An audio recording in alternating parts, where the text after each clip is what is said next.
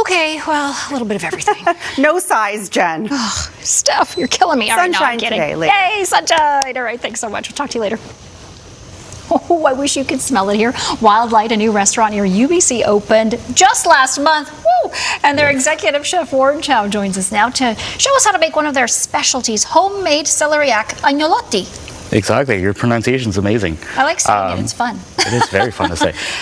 So yes, our Celeriac Agnolotti is one of our favorite dishes at the restaurant. I'm going to show you how to make it this morning for here. So this looks beautiful already. Now you made this pasta. Yeah. So we do a fresh egg pasta every day at the restaurant. So then we make a celeriac puree. Step out of the way. With celeriac you see right here in front of us. Celeriac is a root vegetable in the celery family.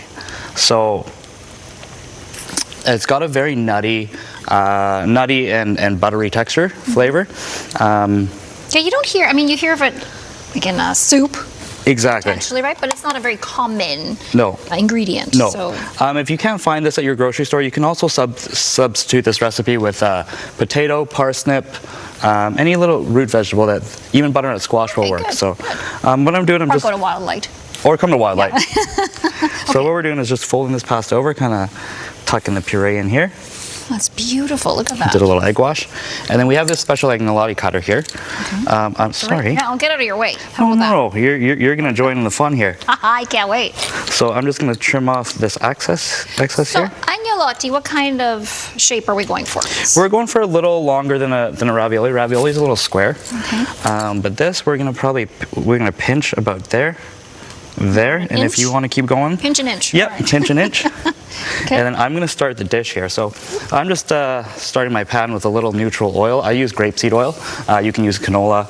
If you don't have canola, you can also use olive oil. Here I've already have some pre-made. So this is going to take about 3 to 4 minutes to cook in salted boiling water. So that's going to go in. All right, I hope I haven't totally messed these up. No, they're great.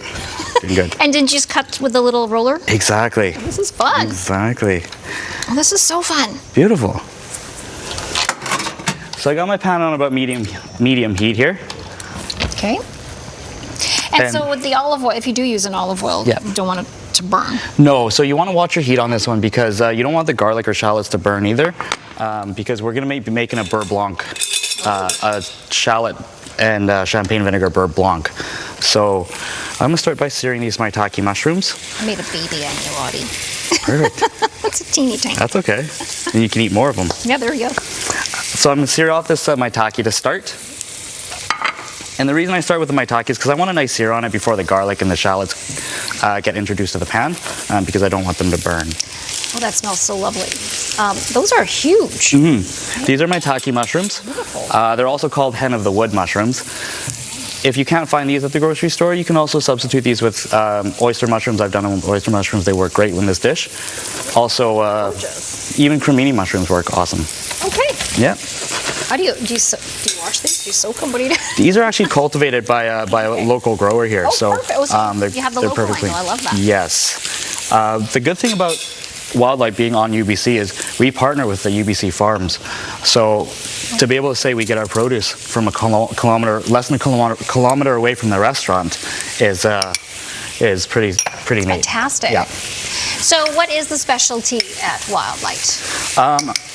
It's a little bit of everything. A little bit of everything. We're a West Coast premium restaurant, and a focus on West Coast cuisine. So I wanted to create a dish that was pretty unique to the West Coast and what we were doing at Wildlight. So I did a pescatarian charcuterie board. Ooh. We did a pescatarian charcuterie board. So yummy. Yeah, we did house-made salmon pastrami, beak-cured lingcod, smoked sablefish rillette, and it comes out smoldering with alder wood. So. Oh, you're kidding! Yeah. That sounds spectacular. So garlic and shallots just sweat a little bit. I'm just going to deglaze with a little bit of veg stock, a little bit of vegetable stock. A little vegetable stock. Build in some extra flavor to it. Exactly, and then this is a champagne vinegar reduction with a little shallot, black pepper. Champagne vinegar. The acid for champagne. The acid just cuts the dish a little bit because it's a pretty rich dish. As you'll see how much butter I'm going to put in. So it's always better with butter, isn't it? Okay. So generous amount. So what I'm making here is a beurre blanc sauce. The beurre blanc is an emulsification between butter and your vinegar reduction. So the trick to this, you want to keep the pan moving. If you don't keep it moving, the sauce will split. Do you have a plate here? I sure do. Yeah, let's grab that gray one right there. Okay. Beautiful. Excellent. Do you want me to put it here? Yeah, great. We can put it right up front there. Yeah.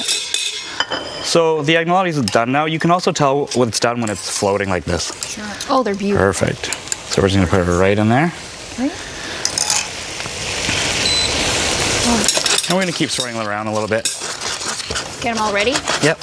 Ready to plate. And then a little bit more vinegar reduction. A little bit more veg stock. And then I finish this with just a handful of these Brussels leaves. I'm gonna put in my blanching water really quick. Okay. No more than 5 seconds. All right. There we go, and them that up. goes in. Perfect. Just give it a final toss. And this is the consistency you want. You want a little bit of a sauce back at the bottom. A little thicker. Yeah, exactly. So it's nice and emulsified. So we're gonna start plating now. Yes, let's do it. So I just have a little more of that Celeriac Agnolotti warmed up here. Okay. That can go down. And a quick plate. If you would like any more information on this, you can go to our website, globalbc.ca/recipes. We'll have this recipe on there for you. And of course, if you would like to check it out, if you can make it at home, or if not, go see Chef Chow. He would love to see you at Wildlight near UBC. Brand new, just opened. Smells amazing. 1 month new. 1 month new. All right. Thanks so much Beautiful. for joining us Thank today. you so much. He's going to continue to plate that up and make it look perfect. Stay with us. Your top stories are next, and there's several avalanches that came down, this time in the Pemberton region. How people caught up managed to dig others out. That's next. But first, up to Global One and Brad Russell.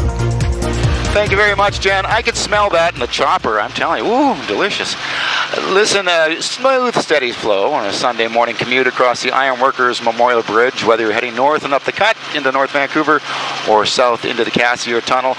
One note, though, in Vancouver, water main upgrades happening on Joyce between Kingsway and Euclid, down to 1 lane, both directions. That will affect the commute tomorrow morning.